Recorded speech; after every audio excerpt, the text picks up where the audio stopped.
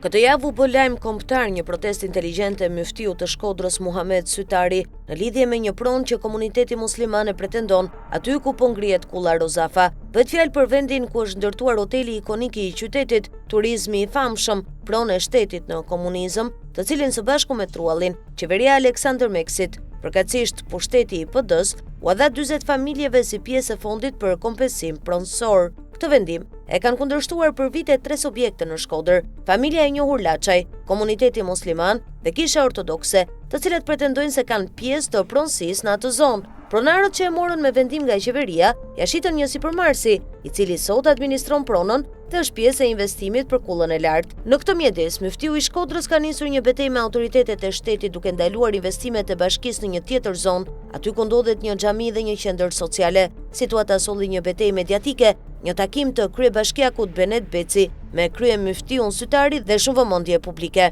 Në fund, protagonisti i çështjes, mbrojtësi i kauzës myftiu Sytari, pas daljes nga takimi me kryebashkiakun, u soll si një celebritet, duke mos dhënë komente, por duke përtoditur se kauza që ai përfaqëson vijon. Në realitet, në një qytet si Shkodra, u duk sikur u takua përfaqësuesi i pushtetit, pra kryebashkiaku Beci i mazhorancës, me kreun e opozitës, që në këtë rast është një klerik. Ky rast përfaqëson një zhvillim jo të ri, pasi myftiu nuk e ka nisur sot betejën e tij për të qenë një pushtet në Shkodër, një pushtet që mund të vendos apo kundërshtoj se kujt i përket një pronë, si duhet trajtuar një trashëgimi historike e kulturore e qytetit, apo si duhet vendosur për një investim publik, gjë që e bën politika, pra një subjekt i zgjedhur nga qytetarët dhe jo një zyrtar religjoz që zgjidhet apo emërohet nga një ent apo nga një grup i ngushtë i një komuniteti fetar. Njihet kundërshtimi i myftiut në fjalë ndaj një objekti të antikuar në kalan e Shkodrës, e cila ka qenë kisha e Shën Stefanit gjatë periudhës veneciane dhe ka shërbyer si e tillë edhe gjatë periudhave të sundimit të perandorisë serbe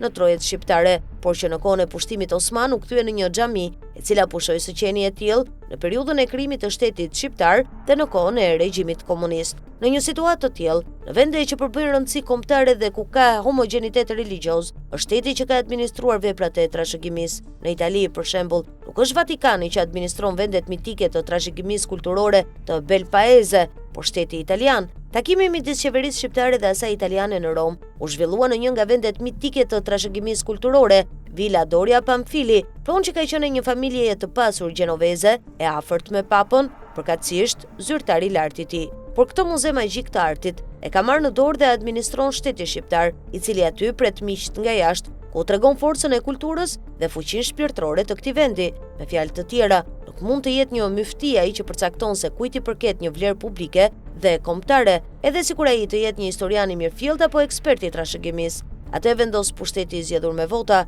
por kjo është një ranë. Ana tjetër e medaljes është se normalisht nuk i takon një kleriku të merret me çështjet politike dhe të shtetit. Klerikët merren me jetën shpirtërore të besimtarëve të tyre, punët e faltoreve dhe të grigjës. Natyrisht, edhe xhallarët e priftërind kanë të drejtë të kenë mendime për çështje shtetërore, por këto çështje i ngrenë adresimin e një njeriu të fesë, duke mos u bërë pal pushteti, por pjesë e shtyllës shpirtërore të shoqërisë. Papa i Romës, për shembull, është protagonist në publik, edhe pse është kryetar shteti, në çështje që lidhen me paqen dhe jo me tregtinë globale apo shkëmbime territoriale. Në traditën tonë, klerikët më të spikatur kanë qenë iluminist, luftëtar të drejtave të ateut dhe jo protagonist të përplasjes sociale. Hafiz Ali Korça, një nga njerëzit më të iluminuar të qytetit, ishte në realitet një nga më të pasurit nga trashëgimia familjare, por gjithë pasurinë ja vuri në dispozicion kauzës kombëtare, rilindjes, shkrimit të librave, shkollave të gjuhës shqipe e të tjerë. Në periudhat e para të shtetit shqiptar, shumë klerik shërbyen si deputet, prefekt apo kryetar bashkish,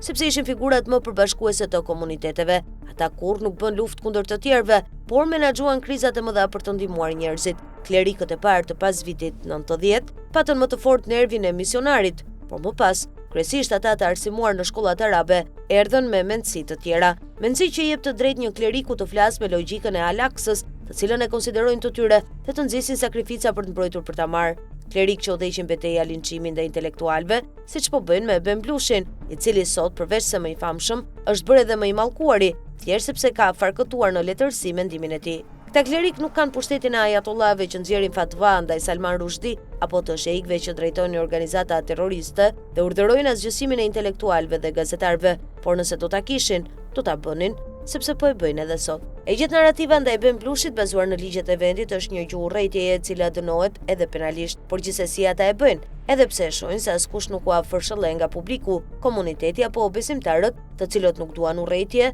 dhunë dhe mallkime. Por këta klerik nuk kanë lidhje me xhamatin real, por me atë virtual, të cilit i shërbejnë që të kthejnë Shqipërinë në një mjedis ku kërkohet rikthimi i kalifateve të dikurshme, qoftë abaside, qoftë osmane apo persiane, sipas tinës së financimeve që vinë lumb. Madje në kohët e fundit, inteligjenca e NATO-s ka zbuluar se shumë media sociale të fshehura pas idesë islame janë të gjeneruara nga Rusia dhe Kina, por kjo meriton një trajtim më vete.